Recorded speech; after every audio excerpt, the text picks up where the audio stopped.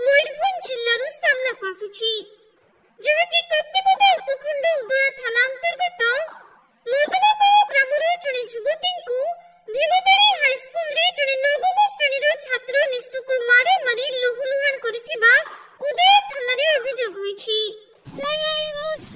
ଉଦଳା ଯାଇଥିଲି ମୁଁ 4ଟା ଟାଇମରେ ଫେରିଲି ସେ ସ୍କୁଲର ଗେଟ୍ ପାଖରେ ଛୁଆଟା ଥିଲେ ମତେ ଡାକିଲେ କହିଲେ ତମ ଛୁଆକୁ ଆସିକି ନେଇଯାଅ। ମୁଁ ପଚାରିଲି ଆମ ଛୁଆଟା କେଠି ଅଛି ନା ଏଇ ଗୁପଚୁପ ଦୋକାନରେ ବସିଛି। ତାପରେ ସେଠୁ ମୁଁ କହିଲି କାଇଁ ତାକୁ ଗଲି ଯାଇକି ସେ ଛୁଆକୁ କହିଲି ଆଜି ଯିବା କହିଲେ ନା ମୁଁ ନୂଆ ସାର୍ଟ ନେବି ମୋ ପାଠ ପଢ଼ିବି ମୁଁ ସାର୍ଟ ନେବି। ଆଉ ମୁଁ ଏମିତି ତ ସେ ଛୁଆଟାର ତା ମୁଣ୍ଡ ଦୋଷ ଟିକେ ଅଛି ନା ସେ ତାର ସବୁଦିନ ଏଇ ଛୁଆମାନଙ୍କ ସାଙ୍ଗରେ ଯାଏ ମାନେ ଆମ ଗାଁରେ ଯେ ଛୁଆ ସାଙ୍ଗସାଥି ହୁଏ ସେ ଛୁଆଟା ସ୍କୁଲ ଗଲା ମାନେ ତାଙ୍କୁ ଦେଖା ସେକା ଛୁଆ ଆସି ତାର ଯାଏ ଏଠି 8 ଦିନ ହେଲାଣି ଯାଉଛି ତାର ଯାଏ ପେଟର ବି ଗୋଟେ ଗୋଟେ ତାର ଆସି ଘରେ ପହଞ୍ଚେ। ଆଉ ଆଜି ଦେଖିଲା ବେଳେ ସେଠି ସେ ଛୁଆ ତାକୁ ପିଟା ପିଟି କରୁଛନ୍ତି ସାର୍ ଏକା ବି ସମସ୍ତେ ଥିଲେ ତାକୁ ଉପସ୍ଥିତ ପିଟା ହେଇଛନ୍ତି କିନ୍ତୁ ବନ୍ଦ କିଛି କରୁନାହାନ୍ତି।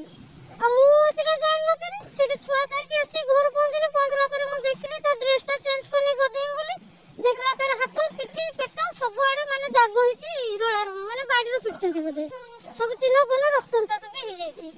ଆଉ ମୁଁ ସେଠୁ ଆସିକି ଗୋଟେ ସେଠାରେ ଫୋନ କଲି ତା ବାବାଙ୍କୁ ଆସିଲେ କେଣେ ଦେଖିଲେ ଏର କଥା ହେଇଛି।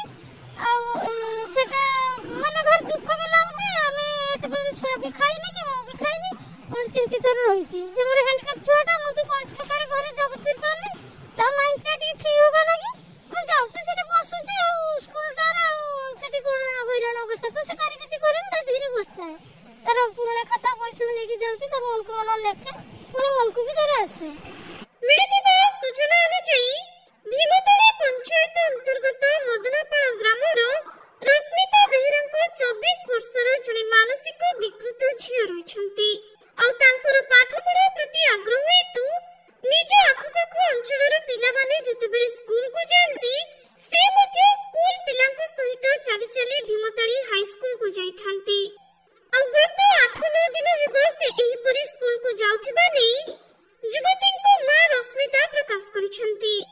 କିନ୍ତୁ ସବୁଦିନ ଭଳି ଝିଅ ସ୍କୁଲକୁ ଯାଇଥିବା ବେଳେ ଗତକାଲି ମଧ୍ୟାହ୍ନ ସମୟରେ ମା ରଶ୍ମିତା ଉଦଳାରୁ ଘରକୁ ଫେରିବା ବେଳେ ନିଜ ଝିଅକୁ ସ୍କୁଲ ନିକଟରେ ପାଇ ଘରକୁ ନେଇ ଆସିଥିଲେ। ଆଉ ଘରେ ଆସି ଦେଖିଲା ବେଳକୁ ଝିଅ ପିନ୍ଧିଥିବା ଡ୍ରେସରେ ଧୂଳି ଲାଗିଛି। ତେଣୁ ସେ ଡ୍ରେସ ବଦଳାଇବା ସମୟରେ ନିଜ ଝିଅ ପିଠି ଗୋଡ଼ ହାତର ଏକାଧିକ ସ୍ଥାନରେ ମାଡ଼ ଚିହ୍ନ ଥିବା ଦେଖିବାକୁ ପାଇଥିଲେ।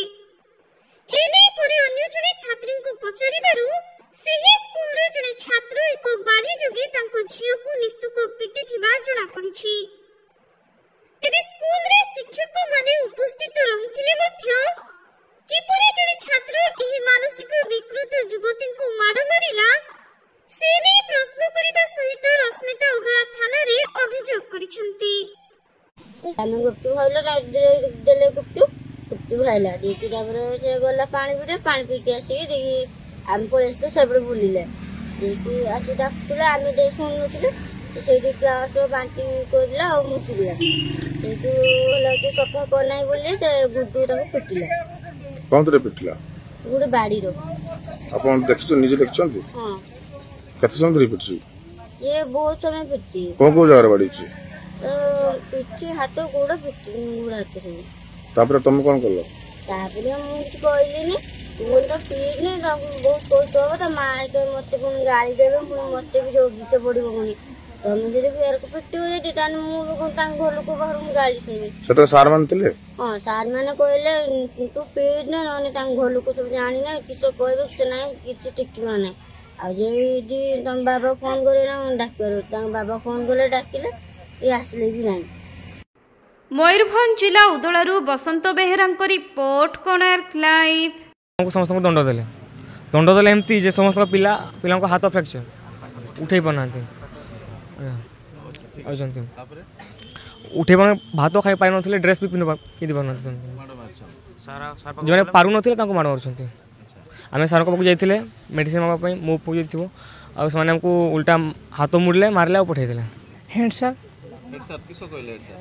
ସାର୍ ହିଁ ମାରିଛନ୍ତି।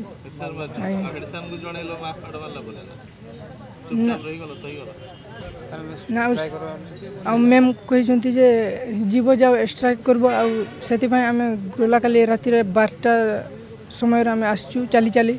हाँ आज्ञा आदिवासी छात्रों को खाइबा को दिया जाउछि बासी खाद्य और बासी खाद्य खाइबा परे जे मुह करूछि तांकु प्रधान शिक्षक देउछन्ति निर्धुम ए करबा नारे बाहर को डाकी नहीं पिटी सा देउछन्ति निर्धुम माड़ ए सब अभियोग आसिबा परे जिल्लापाल को भेटिबा को चाली चाली आसिछन्ति 120 यार दृश्य आपण माने बे देखि पड़ते जोड़े की सूचना नुहे एक संगरे 120 छात्र ए जिल्लापाल को एमती एक संगीन अभियोग आसी बारिपदार बासीपीठा सरकारी उच्च विद्यालय राति 12 हस्टेल पाचेरी नहीं चाली चाली 120 छात्र पहुंची जिलापाल पाखे विद्यालय छात्र मानू माड़ मारी खंडिया खाबरा कर प्रधान शिक्षक हस्टेल एभली अव्यवस्था अभियोग को नहीं जिलापाल चाली चाली चली जहां छात्र मैंने अभियोग कर क्लास न पीटी सार कार्तिकेश्वर बेहरा पनिशमेंट खराब भाषा गाड़ी विरोध कर प्रधान शिक्षक प्रतिवाद करे पुनः चुप करने को कहते निर्धुम यार अभियोग प्रधान शिक्षक दीप्तिकांत जेना को करने से न शुणी पिला हाथ मोड़ी आहुरी माड़ और आदिवासी पिला अत्याचार को नहीं मुह कर स्थानीय सार को जे केवल बासीपीठा नुहे समग्र मयूरभंज आदिवासी हॉस्टल यही समस्या सार मैंने कहते मुझे सरकार को निवेदन करी पिला जो खर्च खाद्य खर्च बढ़े दिंतु किंतु से बढ़ेवा खर्च भी एम बाट मारणा करेंगे सरकार 2000 कले भी पिला आदिवासी पिला टंका आसुवा टंका हरि लुट करेंगे तेणु निम्न जो निम्नमान खाद्य दौरा हॉस्टेल जो चार्ज अच्छा से सस्पेंड कर सरकार पिला जो खर्च खाद्य खर्च बढ़े दी जाऊ आउ बासीपीठा हॉस्टेल जो हेडमास्टर पिला मारी सहित पीटी आउ सहित जो रसैया नना से 2 घंटा भितर सस्पेंड कर निवेदन करी बाउंड्री भितर का आसुनी पिला जो खेल बाहर को बाहर आम सामने पड़िया अच्छी सामने खेलु खेलु से पाखापाखि जो अच्छी बस्ती अच्छी से कलेक्शन कर नौ मु तो भावुँ से जे मु गोटे अंडरटेकिंग गोटे रखी पिला जो मैंने निशा कर समय धरा पड़ती आदि तागिद कर पाठ न पढ़ले 9 क्लास रे हूँ तो 10 क्लास को तुम न जापार मुझे से प्रभाव पकड़